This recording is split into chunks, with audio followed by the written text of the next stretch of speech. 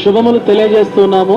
ఈ మధ్యాహ్న కాల సమయంలో మరి ఈ విధంగా మేము పాటలు పాడుకుంటూ రావడానికి గల కారణం ఏమిటంటే, మేము కలిగి ఉన్నటువంటి ఒక నిరీక్షణ, ఒక ఆశ, లేదా మేము నడుస్తున్న మార్గము, మేము అనుసరిస్తున్న భక్తి, ఆధ్యాత్మిక జీవితము, దాని గురించి మీకు కొన్ని విషయాలని చెప్పాలనే ఆశతో వచ్చాం.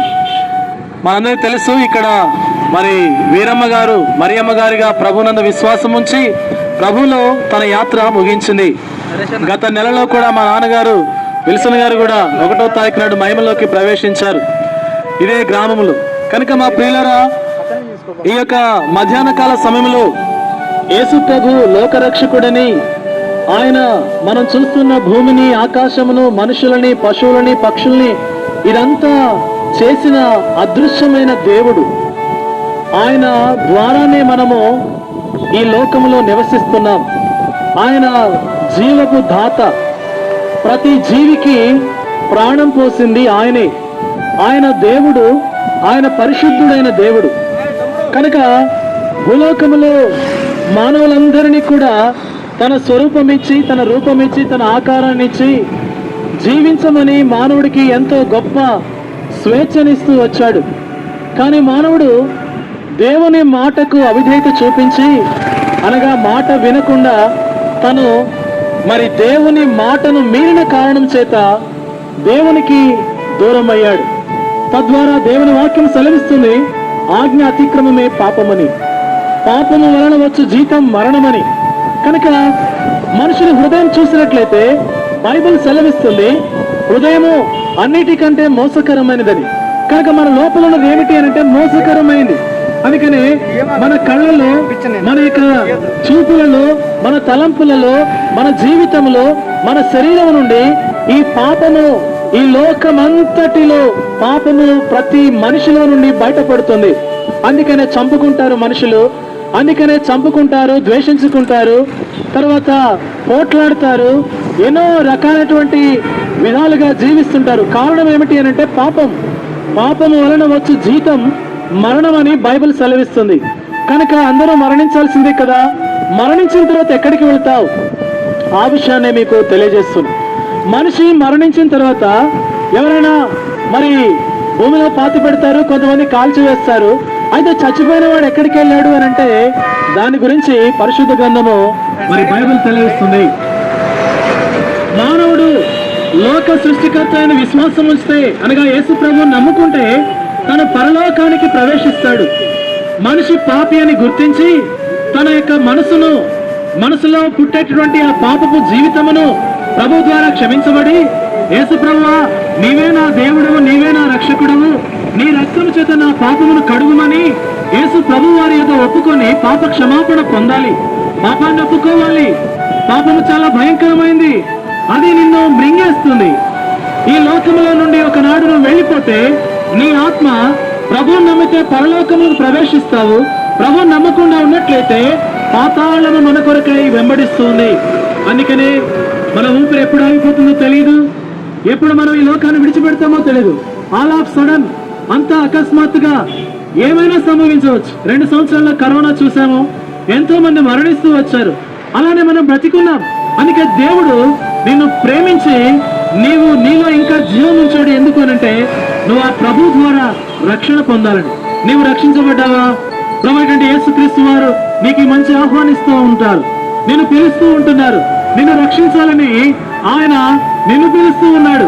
ప్రేమైన సహోదరి సహోదరుడా, ఎంతకాలం పాపములో జీవిస్తావు? పాపాన్ని ఆలోచిస్తావు, పాపాన్ని తలంచుతూ ఉంటావు, పాపము కొరకాయ నీ పాదములను త్వరపెడుతూ ఉంటావు. ఒకనాడు తిరిగి అటు తిరిగి ఇటు తిరిగి ఈ లోకంలో నీ పాపములు నీ యొక్క కాళ్ళు నడవకుండా చచ్చుబడిపోతాయి. నీ నోరు పాపం మాట్లాడి నీ నోరు మాట్లాడకుండా చచ్చుబడిపోవచ్చు. నీ కాళ్ళు చేతులు పని చేయకుండా ఆగిపోవచ్చు. మన జీవమే కోల్పోవచ్చు. అయితే నిత్య జీవము, ఇటర్నల్ లైఫ్ ఉంది. అది ఎల్లప్పుడూ జీవించి ఉంటామా పరలోకములో. ఈ గోపాలపురము మనకు శాశ్వతం కాదు. కొంతకాలం ఉంటాము, ఇక్కడ నుండి వెళ్ళిపోతాం.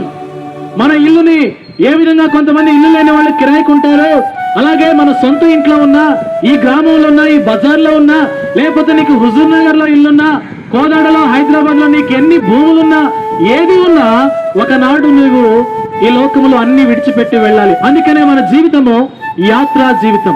కొంతమంది యాత్ర చేస్తున్నా అంటున్నారు. కనుక లోకంలో మానవుడు యాత్ర చేస్తుంటాడు, ఈ లోకంలో తన జీవాన్ని పోగొట్టుకుంటాడు. అయితే ప్రభువైన యేసుక్రీస్తు వారి యందు విశ్వాసం ఉంచితే నీవు రక్షణ పొందుతావు. నీ జీవము క్రీస్తులో దాచబడుట. మన సమస్త పాపముల కొరకాయి కాళ్ల ద్వారా, చేతుల ద్వారా, తలంపుల ద్వారా, శరీరం ద్వారా ప్రతి పాపానికి క్రయం చెల్లించింది ఆయన. ఇంకా నీ హృదయమును ఎంతకాలము చీకటిలో, అంధకారములో దేవునికి దూరమై జీవిస్తావు. ప్రభు ఈ మధ్యాహ్న కాల సమయంలో ప్రేమతో సెలవిస్తున్నాడు. నా ప్రియమైన కుమారుడా, కుమార్తె, నేను నిన్ను ఈ భూలోకంలోనికి పంపించింది, నేను నిన్ను ఉద్భవింపజేసింది, నిన్ను ఆవిష్కరించింది నేనే. ఏ వస్తువైనా ఏదో కంపెనీ తయారు చేస్తూ ఉంటుంది, అది ఏ వస్తువైనా కావచ్చు. అలానే మానవుణ్ణి ఎవరు తయారు చేశారు, ఎవరు ఆవిష్కరించారు, ఇంత చక్కని జీవితం ఎవరిచ్చారు నీకు అంటే దేవుడు. అందుకనే ఆ దేవుడి యందు విశ్వాసం ఉంచితే నీవు రక్షించబడతావు. ఈ లోకములో మనం ఎంత కాలం ఉన్నా, ఎంత గొప్పగా జీవించినా, ఎంత బీదగా జీవించినా, ఈ లోకములో మన యొక్క జీవము, మన జీవితము శాశ్వతము కానేరదు, కాదు కూడా. కనుక ఈ లోకంలో మన యాత్ర ముగిస్తే పరలోకములో మనిషి ఇక్కడ కళ్ళు మూస్తే పరలోకములో కానీ పాతాళంలో కానీ మరలా కన్ను తెరుస్తాడు. తన ఆత్మ చావదు, తన ఆత్మకు తీర్పు ఉంది. అది యుగయుగాలు సంతోషమా, యుగయుగాలు బాధ. బాధ అంటే నరకం. అందుకనే కొంతమంది ఇంట్లో సమస్యలుండి నాకు ఈ ఇంట్లో ఉంటే నరకం లాగా ఉంది అంటారు. ఎందుకు? సమస్యల వల్ల. అందుకే వేదన నరకానికి సూచనగా ఉంది, సంతోషం పరలోకానికి సూచనగా ఉంది. కనుక సంతోషము పరిశుద్ధ జీవితం.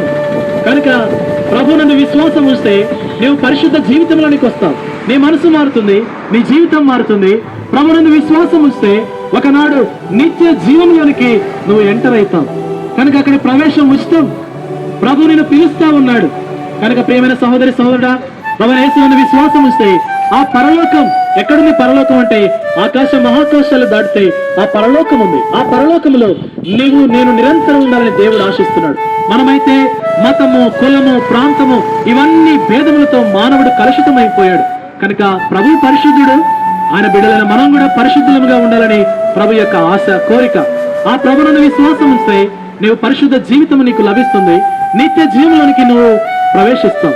యేసునందు విశ్వాసం ఉంచుము, నీవును నీ కుటుంబం వారందరూ గొప్ప ఆత్మరక్షణ పొందుదు. దేవుడు మిమ్మల్ని, మీ కుటుంబాల్ని, మీ ఉద్యోగాలు, మీ వ్యాపారాలు, మీ చేతి పనుల్ని సమస్తమును దీవించి ఆశీర్వదించును గాక. మేము మీ కొరకు ప్రార్థన చేస్తాం.